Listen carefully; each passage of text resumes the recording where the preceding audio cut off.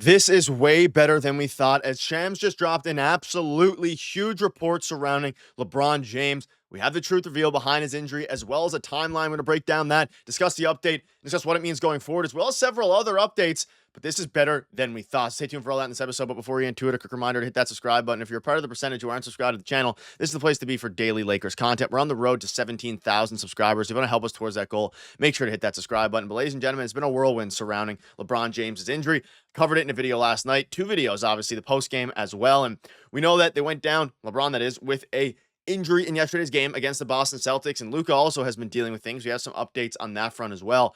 But we were waiting to hear LeBron James' status. Now, LeBron came out after yesterday's game and revealed, hey, we're going to take it day by day, but it doesn't seem too serious. And that was confirmed with a Shams report. You can see this here just dropped minutes ago. The Lakers star LeBron James expected to miss at least 1 to 2 weeks with a groin strain. James will wait for the groin injury to calm down over the next 24 hours and receive another evaluation. So again, on the surface, it might look like, whoa, he's missing, weeks. This is basically best case scenario. Now, obviously, best case scenario would have been he's day to day. He's questionable for Monday, questionable for Wednesday or Thursday, whenever the next game is after Monday.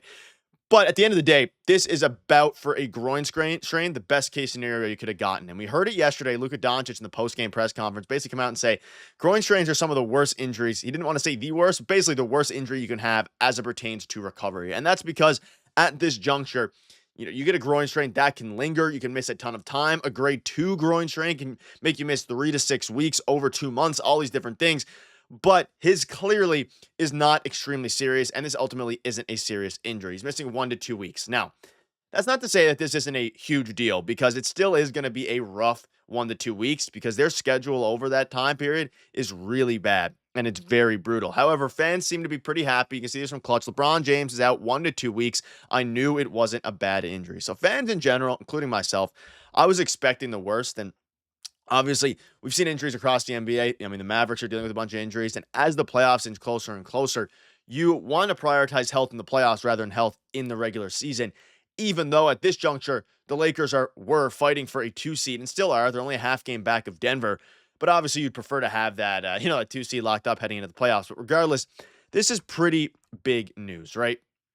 1 to 2 weeks. Now, let me know down below, if you made it this far, what you think of this injury. Do you consider this really good news? Do you consider it really bad news? I think this is much better than it's better than I thought, because again, yes, the initial report from David McMenamin said he couldn't miss a matter of weeks, and LeBron came out and said it might be days, so we were kind of stuck in the middle, and ultimately we got somewhere in the middle, right? 1 to 2 weeks. But I'm pretty happy with this. Overall, I'm pretty happy. Now, as you look at what it means going forward, this is going to be interesting, because he's out 1 to 2 weeks. Now, could be a week and a half. It could be, a week, but it could also be, a month, depending on how things go here. LeBron and Hachimura will likely return around the same time. Both have a 1 to 2 week reevaluation period. I think LeBron is out a week and a half. And this is something very intriguing to look at as well, because as you start to look at, again, we'll get into the standings here in a little bit, but as you start to look at the injuries surrounding the rest of the team, Luka Doncic dealing with things, he'll continue to play. But Rui Hachimura and LeBron James, now they're both out with injuries.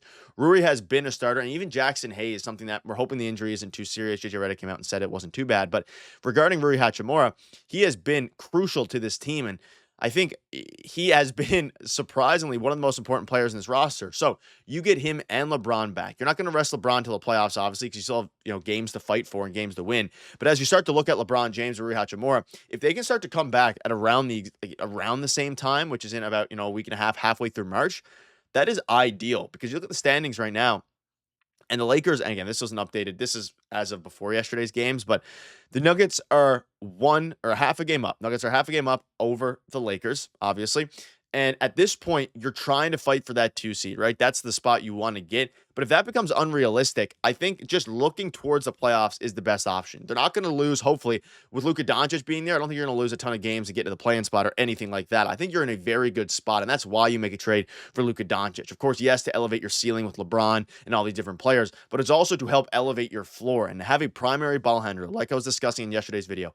Having a primary ball handler being able to take control of the game and score at will, score with ease, is going to be huge going forward when injuries like this happen. You also have Austin Reaves back, but the fact that LeBron and Rui Hachimura are going to be able to come back around the same time, this team would be very scary then towards the tail end of the season. We have some people overreacting about, the loss yesterday. At the end of the day, a loss is a loss, and Coach Redick spoke out a little bit on that loss and lack of play calling. 'Cause if you watch the game yesterday, not only were there not a lot of plays, there was just a lot of stagnant offense, especially from Luka Doncic himself. He's not obviously, I'm not going to completely miss some of the shade here. Some brain fog execution wise for us. It was a little out of character for us. And I think that contributed to the third quarter where we would call a play and we wouldn't actually run a play. And we saw JJ Redick get heated at multiple points yesterday.